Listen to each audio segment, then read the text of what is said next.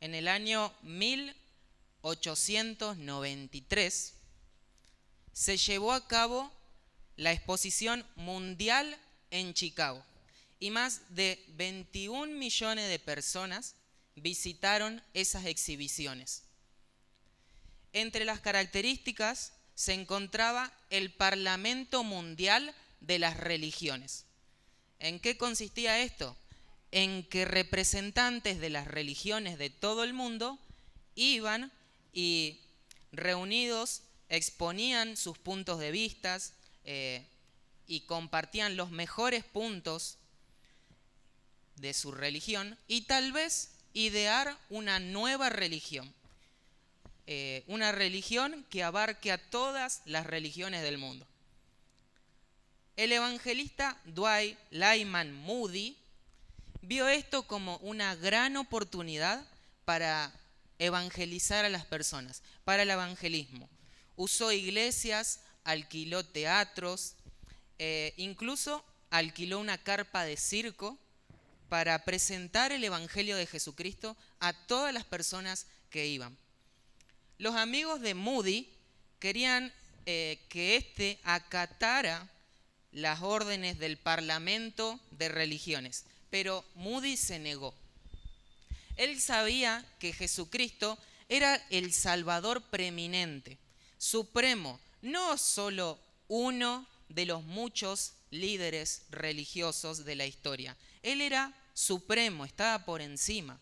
Conocía Moody el poder del Evangelio, conocía la preeminencia de Cristo y decidió predicar a ese Cristo de una manera tan cautivante para los hombres que éstos se volviesen a él.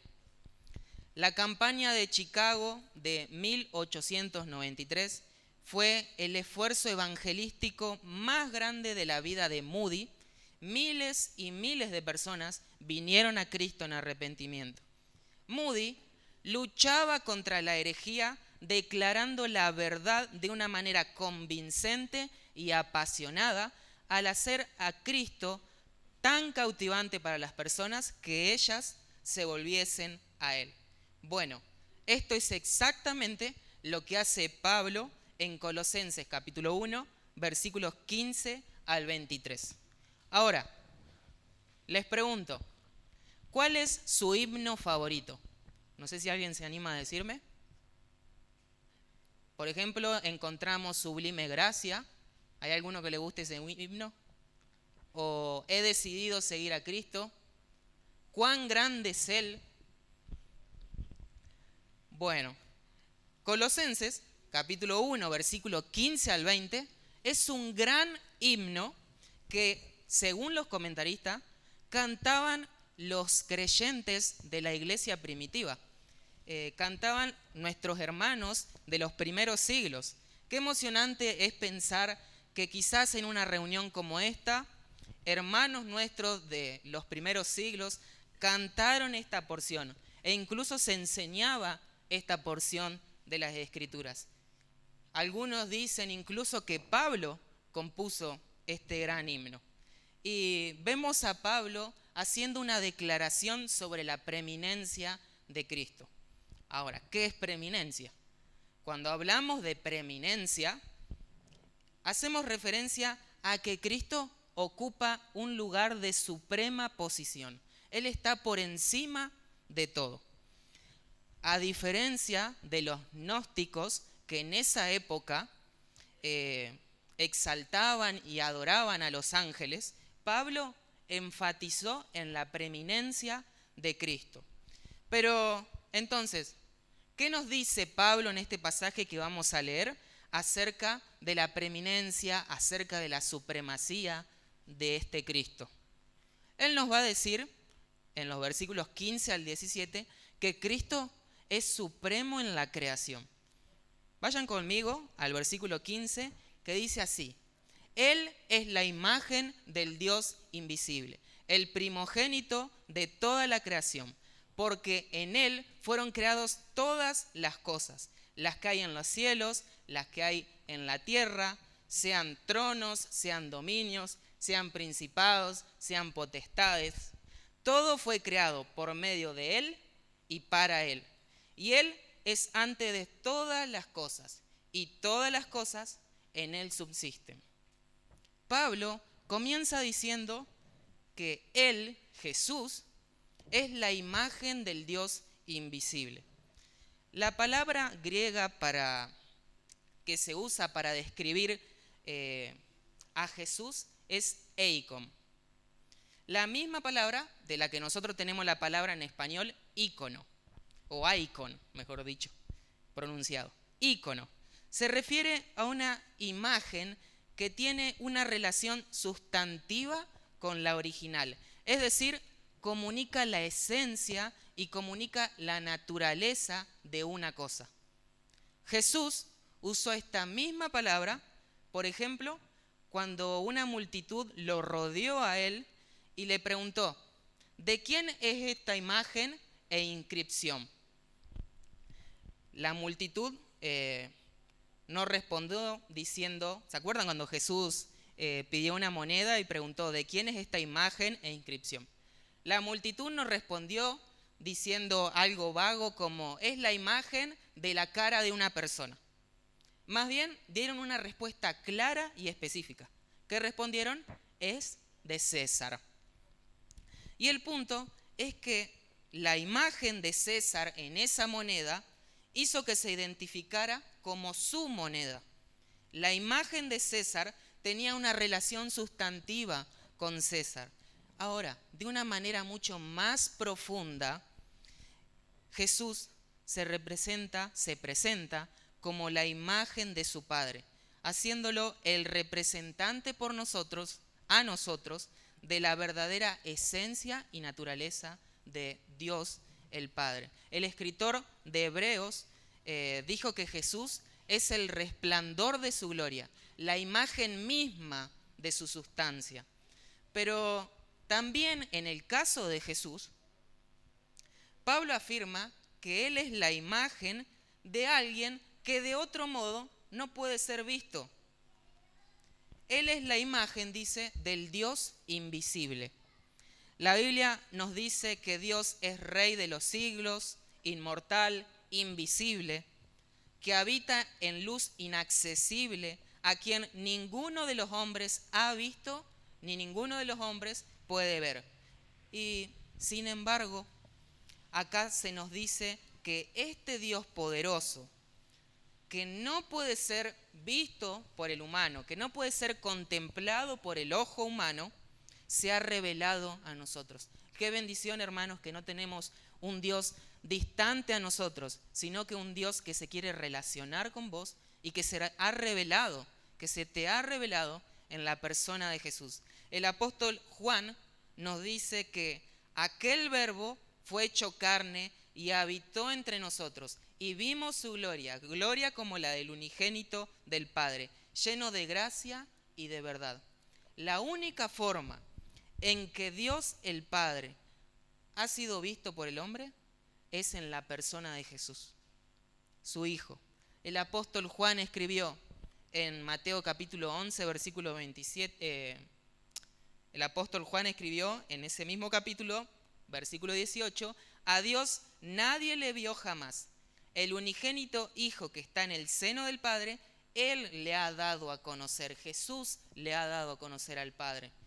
Y Jesús mismo dijo, ahora sí en Mateo capítulo 11, nadie conoce al Hijo sino el Padre, ni al Padre conoce a alguno, sino el Hijo, y a aquel a quien el Hijo le quiera revelar, lo quiera revelar. Estaba en marcha una falsa doctrina que había tentado a muchos hermanos creyentes colosenses en buscar el sentido de la plenitud ante Dios en otro lugar que no sea a través de Cristo.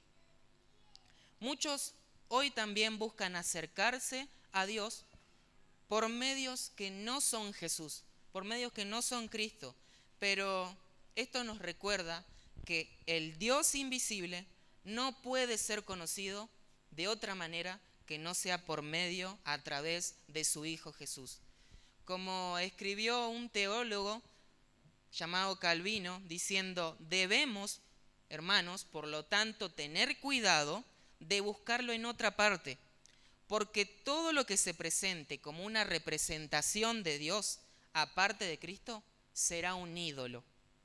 Pablo nos dice que Jesús es la imagen del Dios invisible y después lo llama el primogénito de la creación.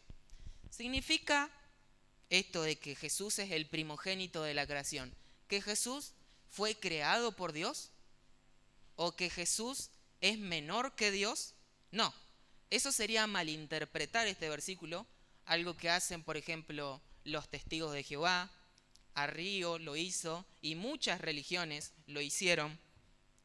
Que Jesús sea el primogénito de la creación significa que Él está por encima de todo lo creado.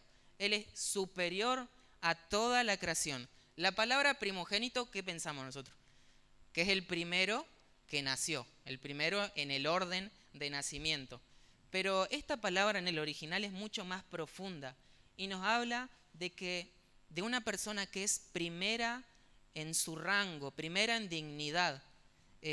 Cuando se aplica a Jesús la palabra primogénito en este pasaje, no se refiere a su naturaleza, sino a su posición. Jesús tiene una posición suprema en cuanto a todo lo creado. Pero Él no solo está por encima de todo, sino que también, dice el versículo, en Él fueron creadas todas las cosas, las que hay en los cielos y las que hay en la tierra, lo visible y lo invisible, los tronos, los dominios, sean principados, sean potestades, todo fue creado por medio de Él y para Él. Y Él es antes de todas las cosas y todas las cosas en Él subsisten. Jesús tiene la supremacía, tiene la preeminencia sobre todas las cosas porque Jesús es el creador de todas las cosas. Todas las cosas. Es por Él que todas estas cosas fueron creadas.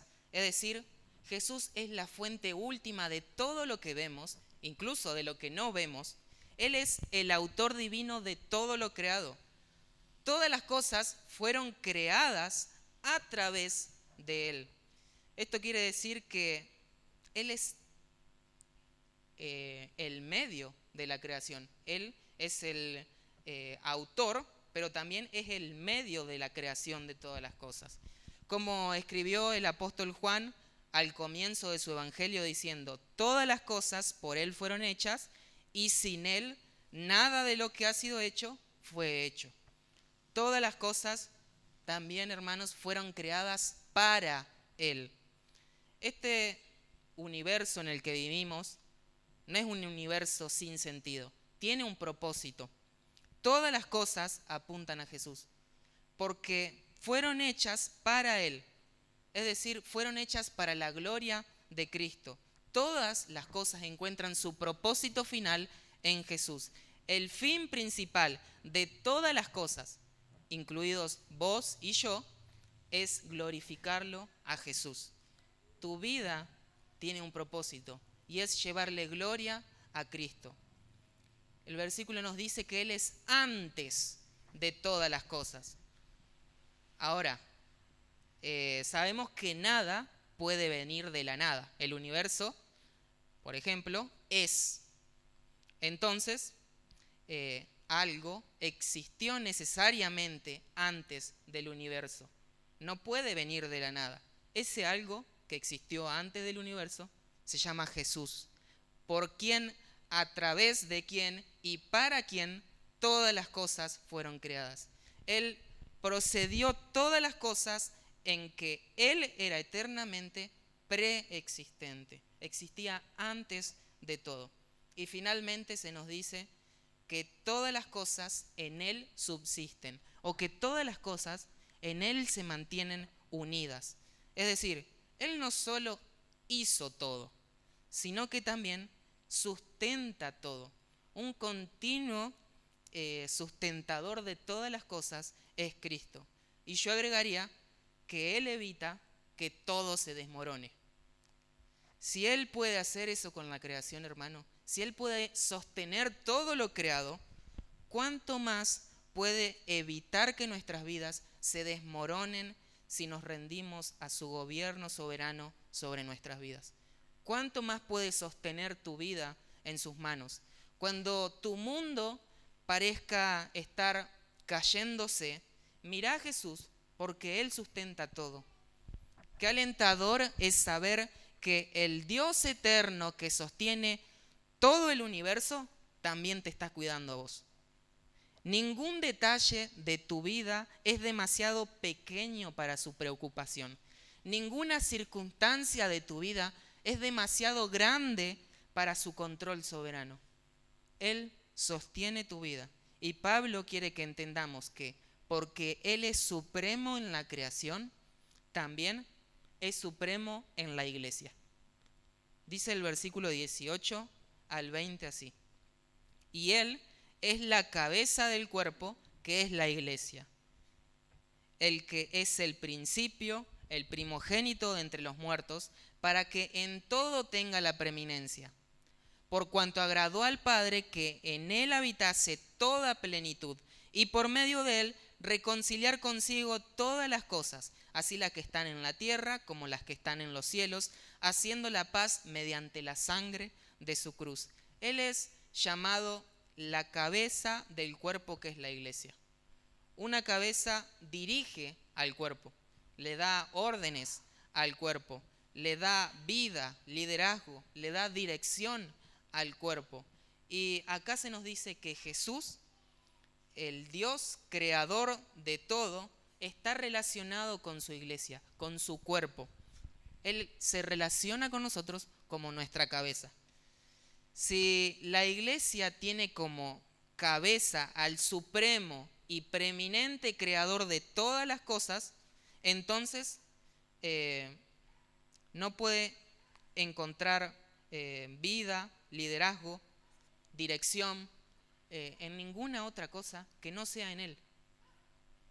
En realidad, nada podría ser más autodestructivo para una iglesia que separarse de su cabeza, que cortarse de su cabeza. La gran necesidad para nosotros como creyentes no es tratar de encontrar una cabeza mejor y más suficiente, porque no podemos. Solo Cristo es suficiente. Más bien, nuestra gran necesidad es permanecer conectados a Jesús, a nuestra cabeza única y todo suficiente de la iglesia. A la iglesia en la Biblia se la llama de diferentes maneras. Se la llama familia, se la llama reino, viña, rebaño, edificio, se la llama novia. Pero la metáfora de una cabeza, de que la iglesia es el cuerpo de Cristo y Él es la cabeza, nos hace pensar en que Él está controlando la iglesia, Él está haciendo crecer la iglesia, Él le está dando vida a la iglesia, Él le está dando dirección a la iglesia. La cabeza de la iglesia no es ningún pastor, no es ningún líder, la cabeza de la iglesia no es ningún cantante. La iglesia no se maneja como a la iglesia se le canta, como mejor le parece, como quiera el pastor o como quiera el líder, porque nosotros creamos que de esta manera es lo mejor o lo más efectivo, lo más adecuado. Nosotros obedecemos las decisiones de Cristo, porque Él es nuestra cabeza. Y Él toma las decisiones para su iglesia.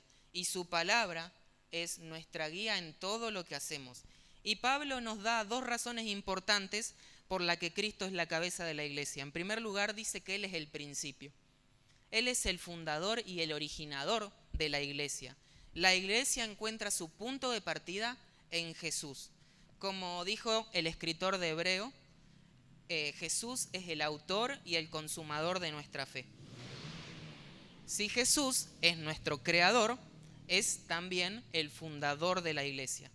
Entonces, ¿cómo esperan los creyentes estar completos si buscamos estar delante de Dios sobre la base de algo menos que Jesús? En segundo lugar, Él nos dice que Cristo es la cabeza de la iglesia porque Él es el primogénito de entre los muertos. La resurrección de aquel en el que se basan todas las demás resurrecciones. Si Él no hubiera resucitado, no tendría sentido de que nosotros estemos aquí. No hubiera iglesia. Y Él fue el primero en resucitar de entre los muertos para nunca más volver a morir. Él fue el primero en resucitar con un cuerpo glorificado. Resucitó de entre los muertos como cabeza de la nueva creación que somos nosotros. ¿Qué implica, hermanos, que Cristo sea la cabeza de la iglesia? Implica que solo Él puede determinar lo que se enseña. Implica que solo Él manda y Él es la suprema autoridad de la iglesia. Quizás algunos puedan llegar a ser guiados por los resultados.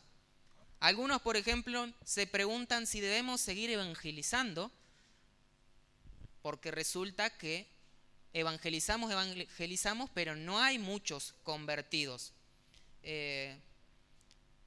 ¿Cómo puede plantearse la pregunta esa, hermano, mientras las órdenes del maestro son así? Id por todo el mundo y predicad el evangelio a toda criatura.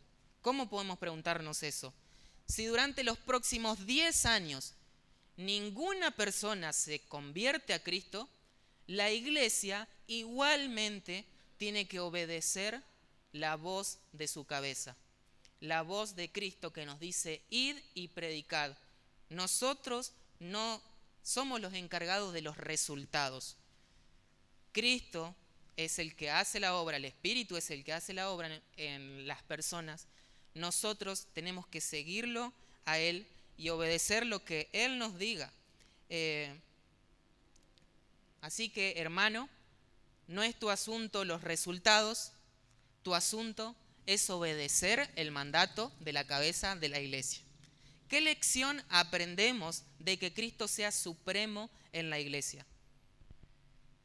¿No hace esto que cada uno de nosotros se pregunte, si toda la iglesia ha de rendir obediencia a Cristo y a nadie más, ¿estoy yo rindiendo mi obediencia a Cristo o no? Muchos dicen que no les gusta esto, que no les gusta aquello, como si eso tuviera algo que ver. ¿Qué te gusta y qué no te gusta?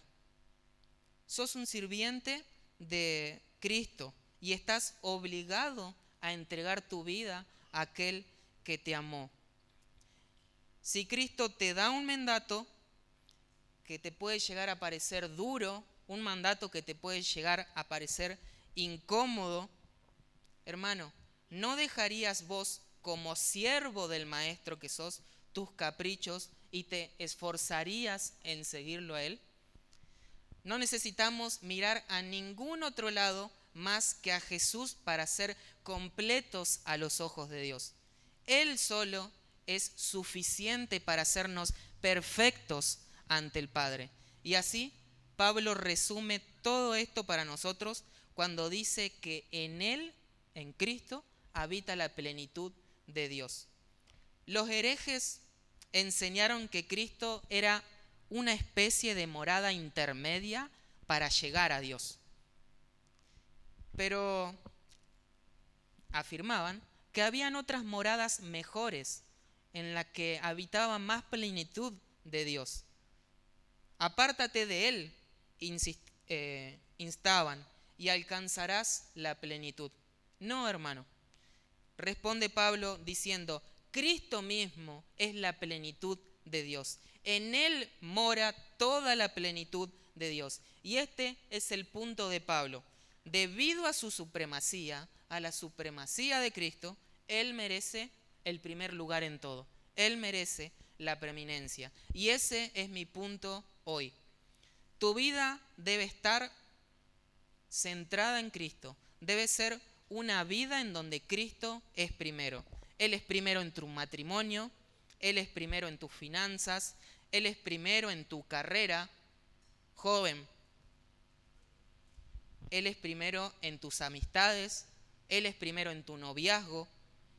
Todos nuestros problemas surgen porque en lugar de poner a Cristo en primer lugar, algo más se vuelve primero. Y cuando algo más se vuelve primero, todo se descontrola. Cristo no es primero en tus finanzas, matrimonio fuera de servicio porque Cristo no es el primero en sus matrimonios. Siempre se intenta arreglar un matrimonio verticalmente en vez de, horizontalmente en vez de hacerlo verticalmente. Un matrimonio se arregla volviendo a Dios al primer lugar. Familias están desordenadas y la razón es que Cristo no es el primer lugar en esa familia. Cristo debe estar en primer lugar de tu vida. Pero este mismo Creador, preeminente, supremo sobre todas las cosas, es también nuestro Salvador. Es también nuestro Redentor suficiente. Dice el versículo 20 al 23 que Cristo es un supremo Redentor. Y por medio de Él, dice, reconciliar consigo todas las cosas, así las que están en la tierra como las que están en los cielos, haciendo la paz mediante la sangre de su cruz.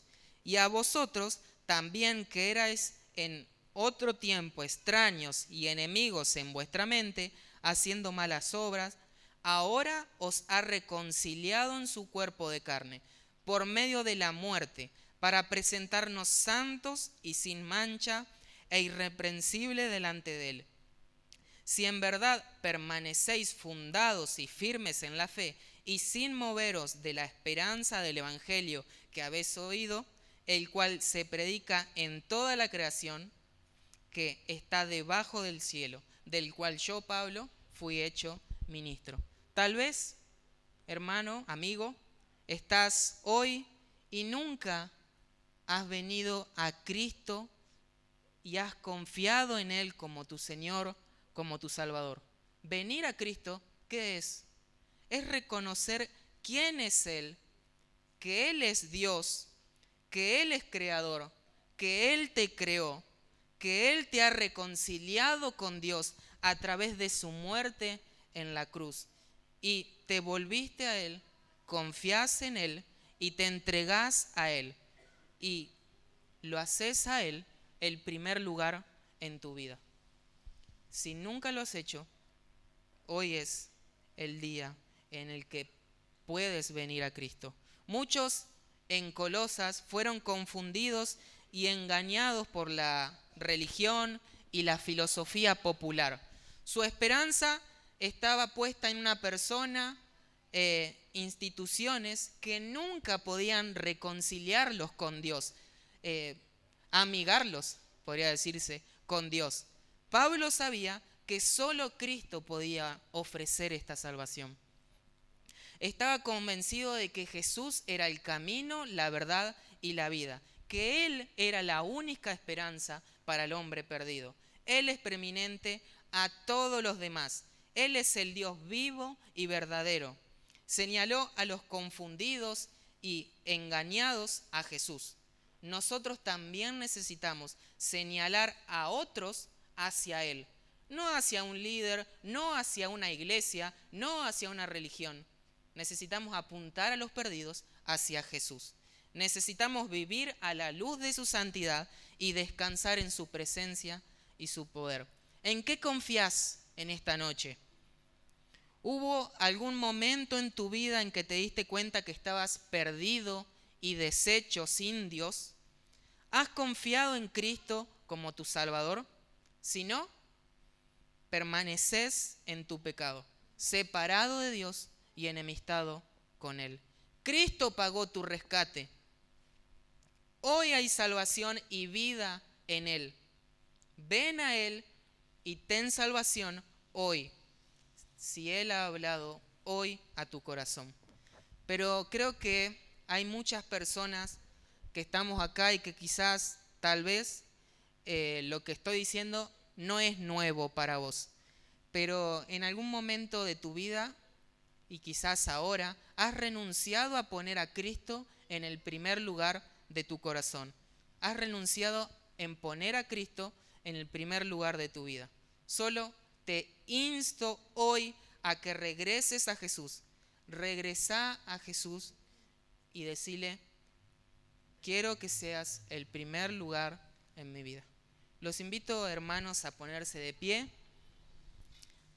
Vamos a orar y vamos a decirle al Señor Jesús así.